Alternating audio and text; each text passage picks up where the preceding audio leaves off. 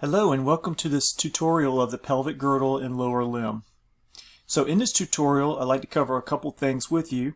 I'd like to cover the pectoral girdle bones, which are located right here, and I'd also like to cover the lower limb bones. So we'll go ahead and we'll start with the pelvic girdle. So in this particular image, the blue arrows are pointing to the coxal bones. So the pelvic girdle includes these two coxal bones here, and then kind of rounding out the whole pelvis, we have the sacrum and the coccyx in the back. The sacrum and the coccyx were really associated with the vertebral column, and we covered that in a separate tutorial. If you notice, the coxal bones in this particular image are colored purple, red, and yellow. So when we were fetuses, we had three separate bones that fused together to form our coxal bones, and they're represented in these different colors. So we had the ilium, the ischium, and the pubis, each separate bones which fuse together to form our coxal bones. You can see our coxal bones are separated by this little pad of fiber cartilage here, and we'll name this in just a few minutes. Alright, so that little pad of cartilage there, that fiber cartilage, is called the pubic symphysis, and this cushions the two pelvic bones from touching each other. It does provide some flexibility so that when you move, each coxal bone can move independently and allow for easy and very comfortable movement while we're walking. Alright, so one of the first parts of the pelvic girdle is the ilium. So this is a part of the coxal bone that you can see here, and there's an ilium over here. I'm just going to talk about one side as I talk about these parts. But the ilium is this kind of smooth concave surface, and it makes up this large portion right here. So this is one of the three bones that fused together when we were a fetus. So associated with the ilium is the iliac crest. So it's this region up here, and it serves as an attachment point for various muscles of our body. Next, we have the second of the three bones, and this is called the pubis. It's located near the pubic symphysis, which is kind of easy for us to remember. It's this kind of reddish, orangey bone or structure that's located right here. And it makes up a little portion of this hole right here called the obturator foramen. So that's called the pubis. The next or last of our three bones that fuse together to form the coxal bone is the ischium. So the ischium is this yellow structure that you can see right here. So that's called the ischium. Next we have this very large foramen, which is called the obturator foramen. It's a very obvious structure on both of it goes through both the coxal bones. Obturator foramen. Next we have this large depression in all three of our parts. The ilium, the ischium, and the pubis are all going to come together in this thing that we call the acetabulum. Acetabulum means vinegar cup, and so it's like a cup-like structure. And if you look at it from a little bit of different vantage point, so here we have the pelvis turned towards you a little bit, you can see that it is a cup. There is fiber cartilage in there. But this is a cup that the head of the femur will articulate with, so we can keep the femur attached to the pelvis. Okay, so that's called the acetabulum. Now, as always, you should take and pause the video and then practice all the parts that you just learned. You should do that over and over. Repetition's a really important aspect of trying to memorize all of these bones and surface landmarks. Alright, so let's move on down from the pelvis, and we'll move to this first leg bone, the upper leg bone, called the femur. There are two of them, one for each side. Alright, so the femur has a lot of parts to it. When you look at your part sheet, you'll see that there's a tremendous number of parts that the femur has, and so it is a major attachment point for many leg muscles. And so therefore we're going to have lots of these big bumps and various large ridges that are going to serve as anchoring points for ligaments and tendons. So one of the largest bumps that come off the surface of the femur is called the greater trochanter. Now in this particular picture I have an anterior and a posterior view of this particular femur, so that you can see the front and the back and get a kind of an understanding of what that looks like. So we can see the greater trochanter over here and the greater trochanter. It's a large process that serves as an anchoring point for the many leg muscles that we have, for some of the many leg muscles that we have. Next we have the lesser trochanter. It's just a smaller process that sticks off. And then we have these rounded surfaces at the very end of the femur, or the, I guess you would call it the distal part of the femur. These rounded surfaces are called condyles. Condyles are rounded surfaces, and these are going to be smooth, and they make a nice articulation point that allows the femur to sit on top of the tibia. So it's smooth, and it allows for a nice frictionless articulation with the lower leg bone called the tibia. And this is called the medial condyle because this is the medial side of the femur.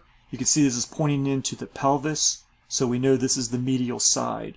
Over here's the lateral side of the femur, and that's where we're going to have the lateral condyle. So we have medial condyle and lateral condyle. You want to make sure you can get medial and lateral correct. So above a condyle is an epicondyle. Epicondyles typically are roughened surfaces that appear above a condyle. So this happens to be the medial epicondyle. And this epicondyle is going to serve as an attachment point for various ligaments to hold your bones of your leg together. So that's the medial epicondyle. We then have on the other side, the lateral epicondyle. So at the very proximal part of the femur, we have the head. It looks like a round structure. It looks like a head, and we call that the head. That's the articulation point with the pelvis. On top of the head, there is a little divot or depression that we call the fovea capitis. Fovea means small depression. Capitis means head. So on the head, there's a small depression here and here. I went ahead and showed you a view where it's pointed towards you, so you can see it is a depression, and there is a ligament that sticks in there and connects that to the pelvis, so that you can keep your leg from falling out of your pelvis. So that's called the fovea capitis. And since we have a head, we have a neck that holds the head in place. So we have the neck of the femur here and here in the anterior and posterior views. So at the very distal end, we have a surface here that is an articulation point with another bone called the patella. So it's a smooth surface. Anywhere you have a smooth surface, you typically are going to have an articulation point. That's the point of having the smooth surface. So that's called the patellar surface. Next, we have this really quite prominent ridge that comes on the posterior surface of the femur, and it's called the linea aspera, and it serves as an articulation point for some of the leg muscles. So you should take and pause this video and then practice all the parts that you just learned. So if you can practice them and say them without looking at words, then you probably know them pretty well. Alright, moving on down from the femur, we have the tibia. So there's the tibia here and here. We have one on each side of our lower leg. And so there are two bones. So now I'm just taking the tibia and the fibula together, showing you just the tibia. So this is the tibia of the left leg in an anterior view. This is the fibula, which is on the lateral side. So this is lateral over here, this is medial over here. Alright, so a pretty large articulation point is the tibial tuberosity. You can see it right here. It's a large bump or process that sticks off in the anterior part of the upper tibia. Tibial tuberosity. Again, remember, anything that sticks off is typically an articulation point for a tendon or a ligament. Next, we have the medial condyle. The condyle is this structure here, and if you looked at a superior view or a top view, you would see it's like a cup, and it's a smooth cup and it serves as an articulation point for the condyle of the femur. So that's the medial condyle. On the other side, we have another cup, the lateral condyle, that serves as an articulation point for the other side of the femur. Down on the medial side of the tibia, we have the medial malleolus. And if you just take and reach down right now and feel your ankle, it's the medial part of your ankle, or the inside part of your ankle, that sticks or juts out that you can feel. And that's called the medial malleolus. All right, so moving on to the next bone beside the tibia is the fibula. The fibula is lateral. Okay, so I can't see the one on this side, so this right fibula over here is not visible in this particular orientation of these bones, but we can see the left fibula. It's like a little light. It's like a little lie. It's a fib. It's small. So fibula. So in this particular orientation, we just have the tibia and the fibula together. So you can see this is the fibula of the left leg in the anterior view. And there's only one part that you have to know for the fibula, and that's the lateral malleolus. So if you reach down and feel the lateral side of your ankle, that's the part that juts out or sticks out that's really prominent and obvious in your lateral ankle. Okay, so you should pause the video and you should practice all the things that you've learned so far. Okay, moving on down, we're going to go to the tarsals. So there are 7 tarsals here and 7 tarsals here, and they make up 14 bones in your foot. So I now have a superior orientation or view of the tarsals. You can see that there are 7 bones. So 1, 2, 3, 4, 5, 6, 7 bones. 1, 2, 3, 4, 5, 6, and 7. And we'll go over each of these bones. Alright, so our first of our tarsal bones is going to be starting at the medial side. We'll do this little row of 4 bones up here. And this is going to be the medial cuneiform, because that's the medial cuneiform. Beside it is the intermediate cuneiform, and then we have the lateral cuneiform. So those are cuneiforms. That's a hard one to spell, so you may want to practice spelling that for any lab practical that you might have. Next we have the cuboid. The cuboid is a cube shape, so it literally is cube shaped, and that's pretty easy to remember. Cuboid. Next we have navicular. Then we have talus. Talus is a really important part of your foot because it's the part that connects your tibia to your foot, and it basically has to hold the whole weight of your body. So it's a pretty large structure, very strong bone. It's called the talus.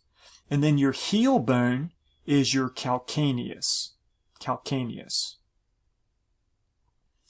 So many people like to have mnemonics to learn, the carpals and the tarsals. So I've given you a mnemonic for the carpals. Here's a mnemonic for the tarsals.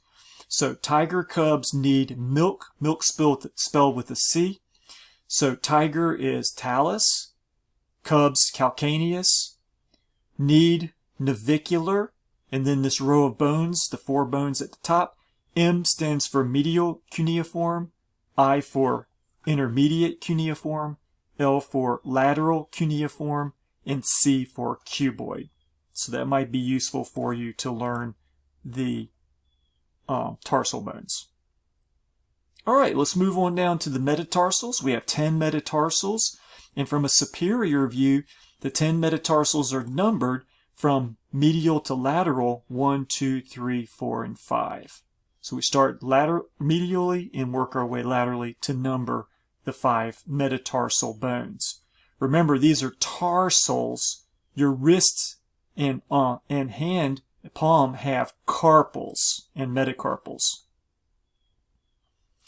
Next, we move down to the phalanges. Each foot has 14 bones, so a total of 28 phalanges on the combined 2 feet.